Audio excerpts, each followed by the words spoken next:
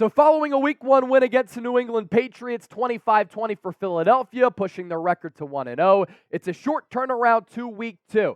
Thursday night football matchup against the Minnesota Vikings. So coming up on today's show, a preview of this game, the home opener at Lincoln Financial Field. First, though, of course, we're going to be doing another watch party for this game. We set records for our Week 1 matchup against New England right here on Eagles Now. We picked up 1,100 subscribers. We had 94,000 people tune in throughout the afternoon. Second most watch party in the history of this channel, so we're going to run it back. And let's beat those records from Week 1 for Week 2. Our coverage begins with an hour and 15-minute pregame show, 7 o'clock Eastern, 4 o'clock for those of you on the West Coast. And we get Primetime Kirk at Lincoln Financial Field once again. And hopefully this Eagles offense can get back on track. And we're going to talk about that on today's show because this preview, the best one that you'll find on the entire internet. Let's first start, though, with some Philadelphia Eagles roster moves that they made official on Tuesday. Nakobe Dean getting placed on IR with that ankle injury, is going to miss multiple weeks, and now he has to miss at least 4 games because of that ailment. Nicholas Morrow, the corresponding roster move, called up from the practice squad. And then Philadelphia also making the signing of Rashaan Evans official to the practice squad. We talked a little bit about this move yesterday. Now we have those official details. And with Evans, he's played a lot of football in his career. Former first-round pick for the Tennessee Titans. Last year was with the Atlanta Falcons. The fact that he didn't last long with the team that took him in the first round, and he's been an NFL journeyman, kind of tells you all you need to know. There are deficiencies to his game. What is he good at? Tackling. 159 total tackles last year, 4 pass breakups, 6 tackles for loss, 3 quarterback hits. Those are solid numbers, albeit for a team in Atlanta that struggled. The bad Pro Football Focus grade of 59.6. But it does give you another off-ball linebacker who is experienced in this league. Elsewhere on the Philadelphia Eagles injury report, this week, Reed Blankenship dealing with a little bit of a rib injury. I think that James Bradberry is going to miss this Thursday night game because of that concussion. It's just tough to come back out of concussion protocol so quickly on a short week. If the game was Sunday or Monday, that could be a different story, but why risk Bradbury? Josh Jobe would get the start replacing him if that's the case. Fletcher Cox got banged up with the rib injury as well. Nakobe Dean definitely out and has to miss at least 4 weeks. That's the IR rule. And then Kenneth Gainwell, a rib injury as well. Could that mean that Nick Sirianni and Brian Johnson come to their senses and give the rock to DeAndre Swift a little bit more? Some more thoughts on that coming up here in just a bit. Philadelphia a little bit banged up. Their defensive depth is going to get tested. But the Minnesota Vikings also hurting as well at a position of importance. Garrett Bradberry, very solid offensive lineman, and Christian Darrisaw, former first-round pick. They are on the injury report, respectively, with the back and ankle injury. And then one of Minnesota's pass rushers, Marcus Davenport, he is dealing with that ankle ailment. So with that, we ask for your predictions down below in the comment section. I took Philadelphia -4 last week. The line up to Eagles -7. But who are you going with for Week 2? MIN for the Vikings or PHI for Philadelphia? My keys to the game. I think it's really important for this Eagles offense to get it together. Last year in Week 1, they aired it out. They ran it a lot. They lit up the scoreboard against the Detroit Lions. This game against New England, I thought was going to be a much different test. You're going up against Bill Belichick. I actually think that Patriots defense is going to be a top 10, top 15 unit this year. You had Bill Belichick going up against inexperienced coordinators in Sean Desai, Brian Johnson. The rain didn't help matters either, and it could have taken the Eagles out of their game plan. Also, what New England did, they approached this game very similarly to how Indianapolis defended the Eagles last year. And if you remember, that game in Indy came down to the wire. That was that Jalen Hurts quarterback draw to win it late in the fourth quarter. A lot of single high safety looks. New England did the same thing. And once again, Hurts struggled, and sometimes he locked on some of his first reads, has to do a better job of surveying the field. And if the Eagles have this offensive effort in Week 2 that they had in Week 1, I think it could spell for a difficult night because we know that Minnesota can put up points on the scoreboard. 17 first downs to New England's 24. only 8 passing first downs to New England's 18. Both teams struggled a little bit on third down, but Philadelphia, 3 of 13. That is not going to cut it. 251 total yards for the Birds, 382 for the Patriots, and the time of possession was actually really close. And the Eagles also were not an explosive team in this game, only 4.4 yards per play. So it wasn't a great debut for Nick Sirianni and Brian Johnson, and I'm not surprised by that. Brian Johnson is a first-time offensive coordinator. He has been with this team since Sirianni came here in 2020, so he understands the offense, but he also has his own feel for the game as far as his play calling goes. Nick Sirianni even said, look, I don't want to come out of a game when DeAndre Swift only has 2 touches. Also, for Nick and Brian, how do you not target Dallas Goedert more? 1 target in that game, he's your security blanket. You simply have to do a better job with that game plan. I understand the rain may have impacted things. And then for Jalen Hurts, he too has to get a little bit better. Was he efficient? I'm not even going to say that, even though he was 22 at 33, because the yards per completion, everything was underneath. And Philadelphia really struggled to throw the ball downfield. It's a shame that A.J. Brown couldn't come down with that deep ball because you felt as though that could have been a momentum changer, that could have knocked the cap off of this Eagles offense. 170 yards for Hurts, 1 touchdown, no picks, but that fumble late in the game did give New England some breathing room. Those types of turnovers cannot happen. And speaking of DeAndre Swift, you traded for him. It was a fleecing on day 3 of the 2023 NFL Draft. Swift led all running backs in yards per touch last year, and I think it's become apparent, right? Kenny Gainwell was good in the playoffs, but he's a backup in this league. He didn't look special against New England. A good change of pace back for sure, but is he as talented as DeAndre Swift? No. I need to see more Swift in this game against Minnesota. You also put him in this backfield alongside Jalen Hurts, and I think that they can pose a lot of challenges for the opposing defense. Look at what Swift did in his first 3 years in just running the football, and then we'll take a look at his receiving numbers. 114 carries, 521 yards, 4.5 yards per carry as a rookie.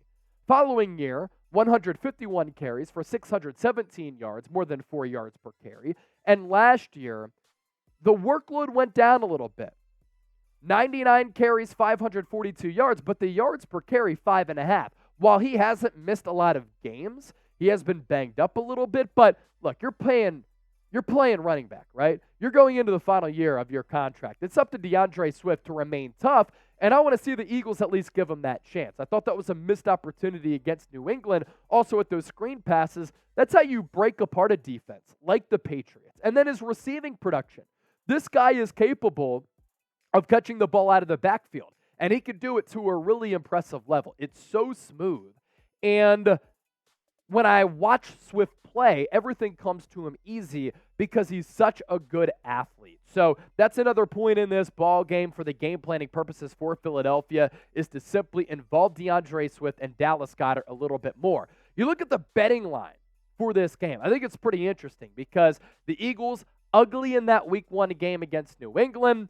Minnesota lost at home to the Tampa Bay Buccaneers, a team that a lot of people are expecting to be a porous team this year. Philadelphia, the odds makers really like them. At home, short week, -7. They are touchdown favorites, even though they did struggle a little bit in the opening game. So will you be right? Will the Eagles cover that number at -7? C for cover, L for lose. I took the Birds, as I mentioned, -4 Week 1. We'll see how that line changes toward kickoff, but I might have to smash Philadelphia once again to win by that touchdown because last year, if you remember this matchup between these two teams, Philadelphia dominated that.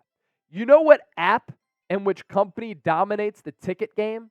It's Game Time. And if you're looking for last-minute tickets, this is the only app that you should be using. And if you're looking to go to Eagles Vikings on Thursday Night Football, there are some great deals available. I was seeing tickets earlier today for as low as $116. If I didn't have to do the watch party, I'd probably be going. Best seats, lowest price guaranteed. And what's cool about Game Time, the closer that the event gets, the more that the prices drop. And what I love about this app as well is the user interface. You can see the price points for where you'll be sitting, but also you can check out if there's going to be an obstructed view and just what those seats look like from individual sections across Lincoln Financial Field. So you look at some of the price points here. Again, as the event gets closer, these prices will go down even more. You could get that vantage point from where you'll be sitting in the 100 level, 200 level, whatever. And then what I also like is this over-the-top look of Lincoln Financial Field, because some people can be very particular about where they want to sit at a football game. For instance, for me, I have a preference, second level, in between the 40s. I'm in the middle of the field and I can see everything right to left depending on which team is moving in which direction, offensively or defensively.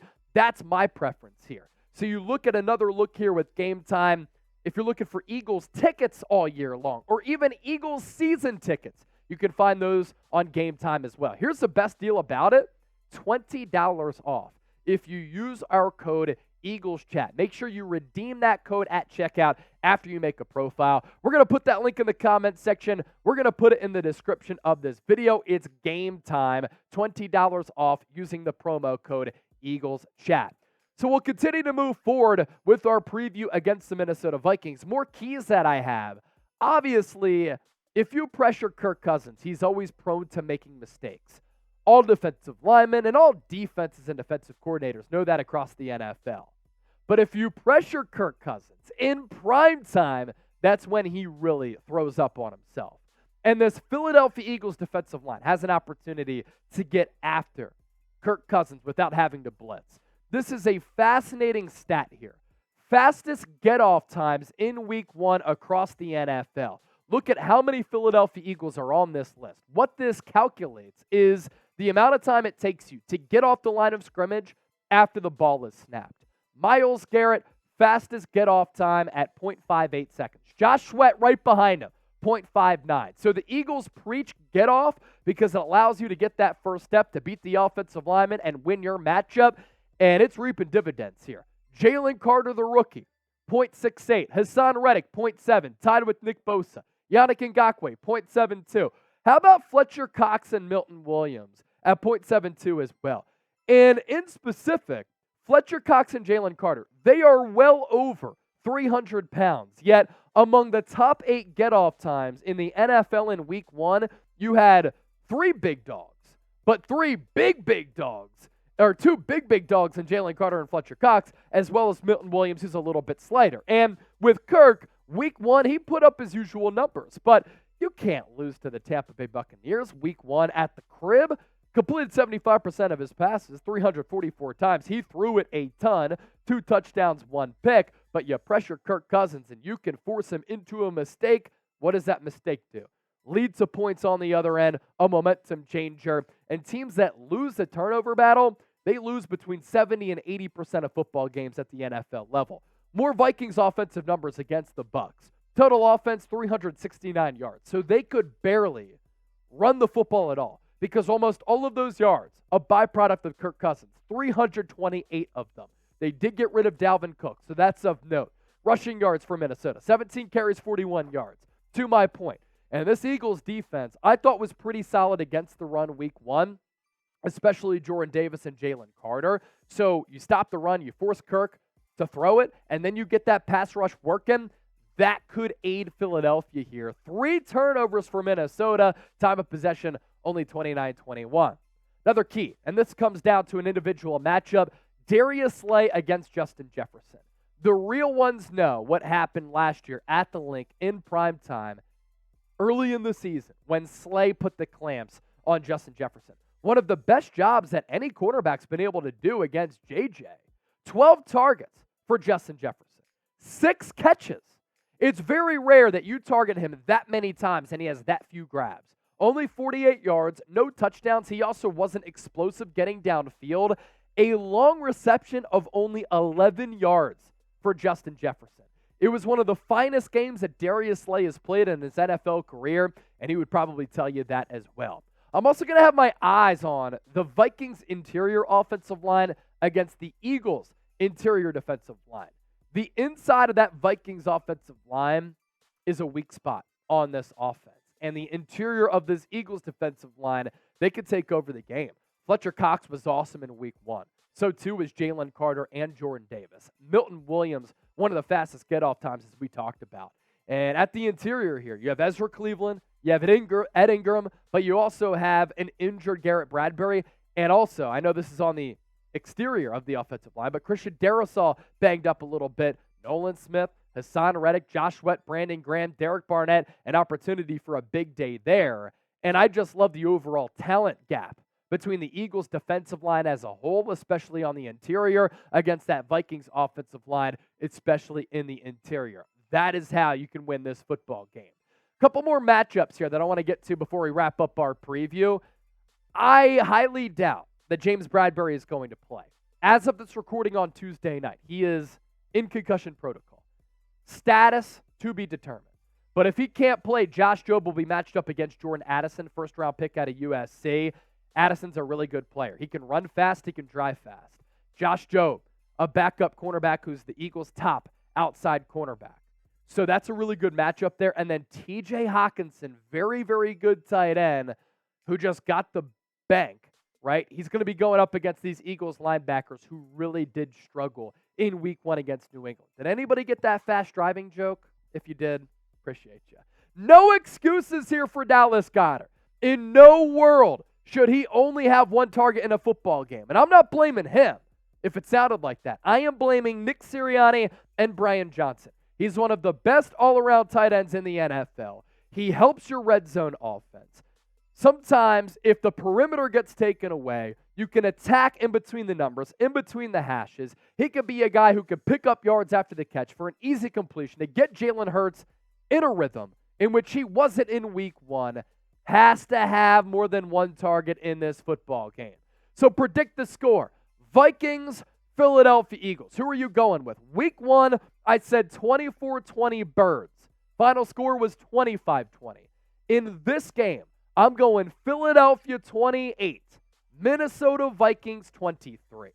And it's all going to be broken down during our watch party on Thursday night. Our coverage begins with an hour and 15-minute pregame show coming your way, 7 o'clock Eastern, 4 o'clock Pacific. Make sure you subscribe.